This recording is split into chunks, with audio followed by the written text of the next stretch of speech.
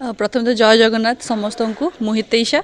मु कहको चाहिए परबर मु ट्रेलर देखली बहुत सुंदर होती स्पेशली मु तो एप्रिशिएट करी गोटे ओडिशार मौलिक कहानी ओरिजिनल स्टोरी को लेकिन एटार फिल्म से मेकर्स मान को धन्यवाद देवी से एंड सेकेंडली कहबी कास्टिंग रे भी देखी सिद्धार्थ सर आउ अनु मैम अच्छा माने वन ऑफ माय फेवरेट जोड़ी माने से टाइम रु ही आउ they are very talented actor also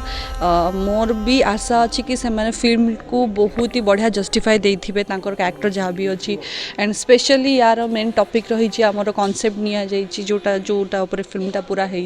होड़ा Andhra border होता आमर जो भी प्रॉब्लम अच्छी ताऊपर एंड आमर ओडिया भाषा उपर बहुत सारा जिनस अच्छी बहुत ही सेंसिटिव कथा जोटा कि आम ओडिशार बहुत लोग जानी भी नहांती मे भी सिनेमा माध्यम बहुत दर्शक छात्र छात्री मैंने बहुत जिनस अवेयर भी हेबे